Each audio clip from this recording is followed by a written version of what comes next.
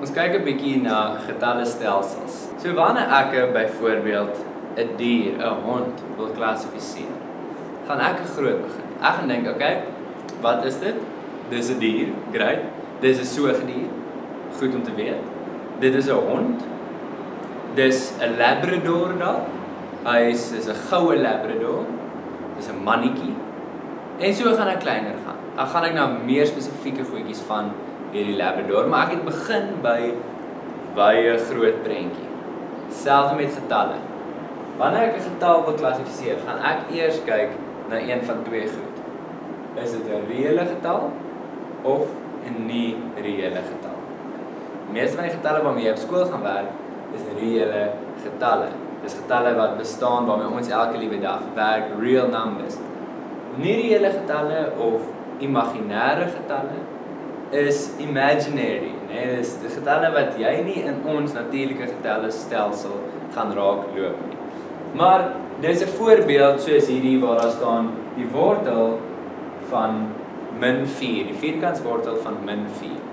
Daai vraag vra, wat maal homself gee vir my -4? Nou ek kan nou maar kyk, as ek sê -2 maal -2, 2 maal 2 is 4 en 'n min maal 'n min is 'n plus. So -2 maal -2 gee positief 4. 2 maal 2 gee positief 4. Niks maal homself gaan vir my kan gee -4. So dit gaan 'n nie reële getal wees. Maar al die res van die getalle val in reële getalle. Okay, so dit is nou dat ek vasgestel, great, ons het 'n dier. Nou wil ons kyk, is hy 'n soogdier of 'n reptiel of wat is hy? So ons gaan kyk binne hierdie oval van reële getalle.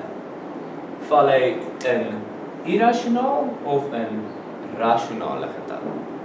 So kom ons kyk na wat die verskil tussen die twee. Irrasionale getalle is desimale breuke wat nooit eindig nie en nooit repeteer nie. Repeat nie.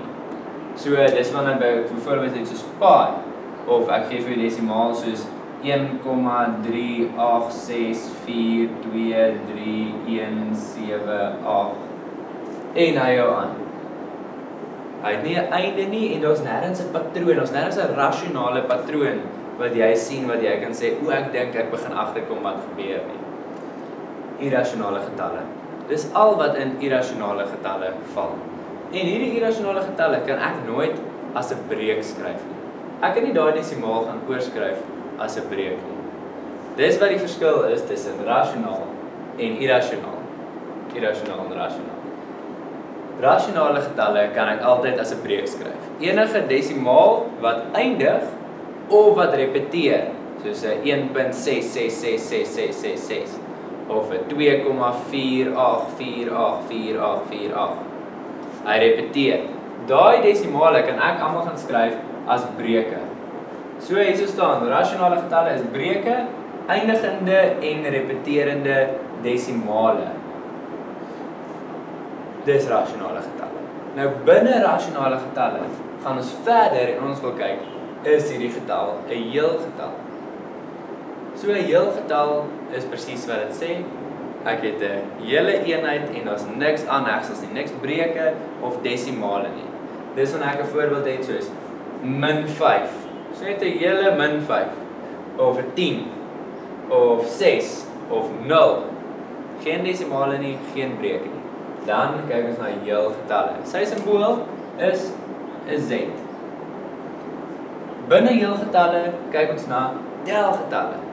So telgetalle gaan al die heel getalle insluit behalwe daai negatiewe getalle. Telgetalle sluit glad nie negatiewe heel getalle in nie.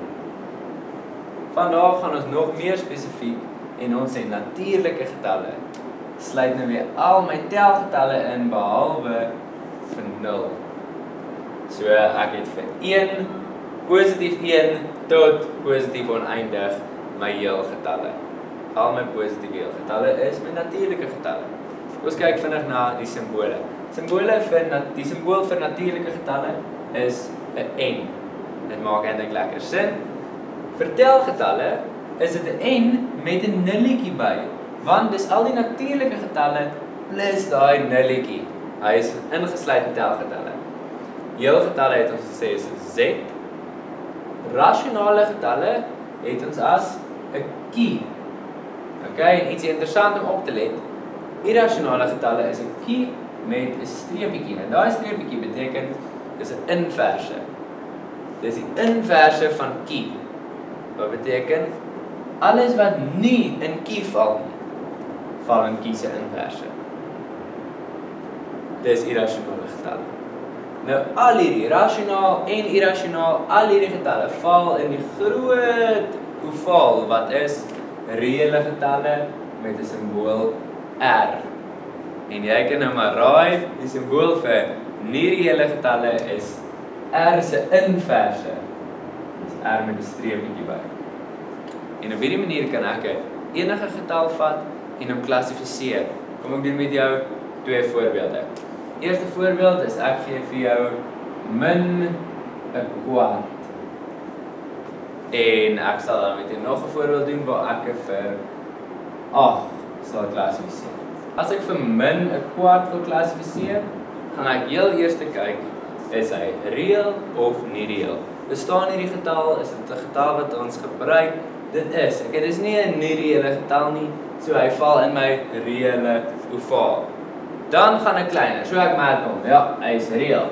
Nou gaan ek kleiner, ek wil kyk, is hy irrasionaal of is hy rasionaal? So ons het gesê, irrasionale getalle is oneindigende, nie repeterende desimale, maar ek weet ek kan min 'n kwart skryf as min 0,25. Dis 'n eindigende desimaal. En alle breuke, weet ek, is rasionaal. So hy gaan 'n rasionale getal wees. Maar is min 'n kwart 'n heel getal? Ek dink nie so nie. Dit is 'n aanhegseltjie, dis 'n breuk, dis 'n fraksie van 'n heel getal. So hy gaan net wees reël en rasionaal. Daar is 'n 2 afdelings waarna ons hom kan klassifiseer. As ons gaan kyk na 8 in die teendeel, gaan ons kyk, okay? 8 definitief 'n reële getal. Ons kan hom afmerk. Is hy irrasionaal? Is hy 'n oneindigende, nie repeterende desimaal? Nee, so hy val sekerlik in my rasionale getalle kategorie. Van daar af kan ek kyk, is hy 'n heel getal? 8 beslis 'n heel getal. Is dit 'n telgetal? Is dit deel van my positiewe heel getalle en 0? Ja, dit is. En dit is 'n natuurlike getal, want dit is nie 0 nie.